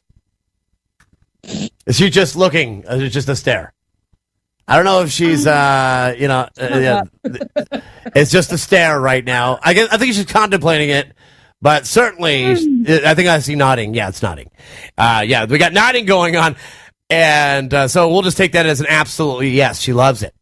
Let me ask you about, like bondage. Jen, do you like, getting into bondage, being tied up and stuff, or do you like doing the tying? I like the clothes. I like the like all the latex clothes and stuff like that. But when it comes to like actually like being tied up and all that kind of stuff, I've never really been into the whole B&D thing. I used to have this guy at like when we did our little thing in Santa Barbara, there was a guy that had me come over and he looked Jesus and he wanted me to whip him. Oh, wow. And every time I'm going to hell. Wow. And that just kind of turned me off from the whole bondage thing. Yeah, I can definitely see that. But I mean, obviously it's a big deal. One of the callers being led around, basically getting manhandled. I mean, that's an intimate thing. See, and that's where I would think that would be this. Yeah, I mean, I would say that would be like the separation between, doing a film and actually truly being intimate, because you got to have that sense of security as well as a safe word, I would imagine, in order to get involved in that. There's no way. You would not be laughing if you were in bondage. Laugh. I'd be like, really? You think? Okay. Oh my God, I totally laugh. Then you would have to be gag balled. You'd have to be gag balled for sure. To beat somebody with. You're right. I would need one. Yeah, you would definitely see. Yeah, exactly. And to get your ass smacked with a Bible.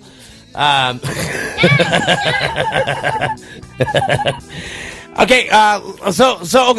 We covered that. But what about like interracial sex? Obviously, Jen, you've been with a whole shitload of Mexicans. What about black dudes? You ever get into black dudes? I've never on film, no. And not on film. What about on film?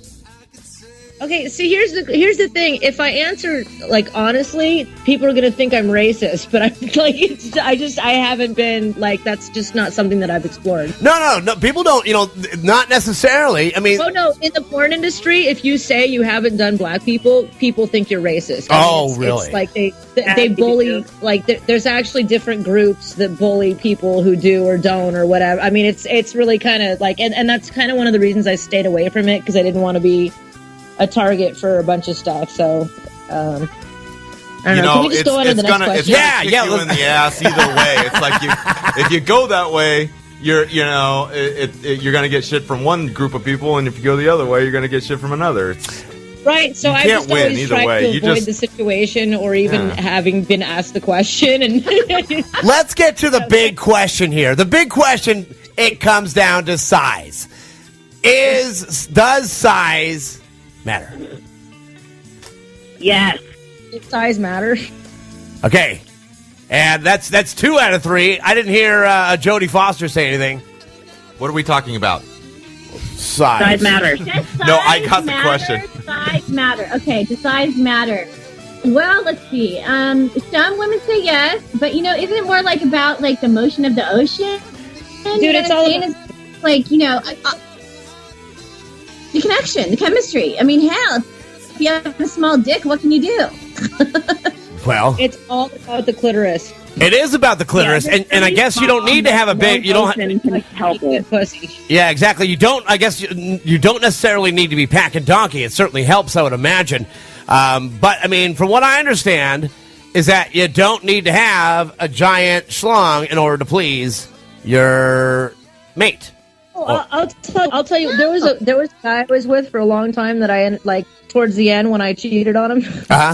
And the inevitable. And cheated on he had a huge cock, but the guy that I cheated with actually had a small one. Wow. And he was the one that I ended up wanting to be with. This was a long time ago. So I've actually chose a smaller one over a bigger one before. Now, is that because it was too painful, or it was just the chemistry with the person? Smaller dick was better in bed. He made me come easier. Wow. I believe that a large part of the Kama Sutra itself was invented to be able for either party to please each other with, let's say, compromised genitalia. And I think that was all derived from people that actually have small penises. Yeah, in other words, there's the a lot of positions you can get in, and like I've had a lot of guys who are like, "Oh, do me." Oh, sorry. We're still, there's still. I think there's no. We're just getting background sex noises from Kiki. I still believe. Still going on? Oh, okay. Yeah. So yes, there's little sex going on. yeah. Well, Well, what I was That's gonna say is like I've had a fucking lot of guys that like the small penis, but then they want me to do like get in all these positions that they've seen me get into in porn. That like like a pile driver. You need a big dick for a pile driver, Right. and like just certain positions like you can't really get into when they got small dick, and then he's like, oh well, you did this in porn, why won't you do it with me? And it's just kind of like, well, and you don't want to say, look, you got a little dick, dude, you can't do it, but you can say that. so you have to No, like you be can't careful say that. It just won't make things go smooth. Oh, yeah, I guess. Well, you can say it at the very end. Hey, by the way, man, you're the smallest dick I've ever seen. I remember, and I'll tell you, Jennifer, you actually had me. Oh, my God. I mean, seriously, the script with you and the midgets. And the little midget wiener that you were sucking on, for you to say that he had like such a big cock and then starting to laugh, I swear to God, that was like a moment that I think I actually, peed a little bit when I saw that, because the look on your face was priceless. And I mean, I don't know who scripts these things, but that doesn't sound like that was scripted. sounds like Tool did his homework for this one. I did. I really boned up on this one. I mean, I boned up on out. this one. I had like, boner before the I whole did time. that scene, I was kind of scared because you know how like little people like sometimes they could be kind of weird looking and stuff. I didn't know if like some like half like just Odd I didn't body know if they were shape. gonna be like handicapped or what, like when they came in. But it turned out like the scene ended up turning out really fun, and it turned out to be a really hot scene. I mean, it's like I had friends that were like, "Yeah, I jacked off to that." I'm like, "Really?" Weird. Yeah, Weird. That's funny. Jenny, the one time that I had sex with a midget, I actually had to like look at the ceiling so I wouldn't laugh. Ooh. Yeah.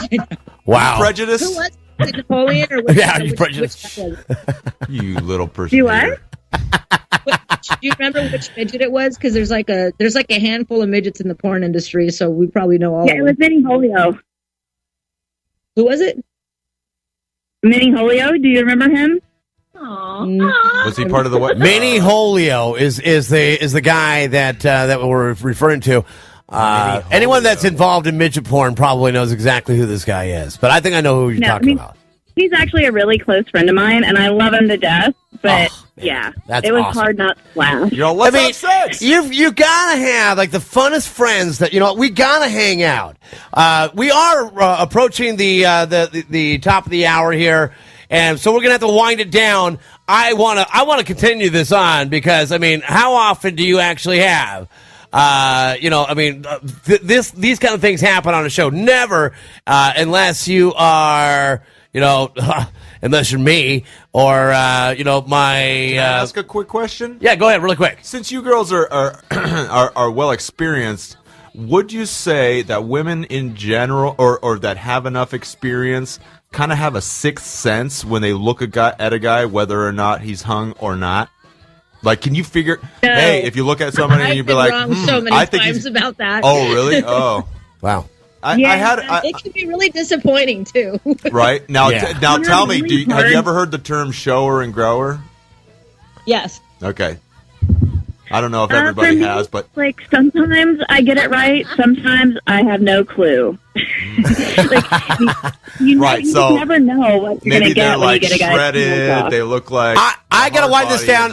I gotta wind this down, guys. We've got about 5 seconds, so I want to thank everyone out there for tuning into the Toolshed. Jenny, thank you so much for joining us. Any last words of how people can find you?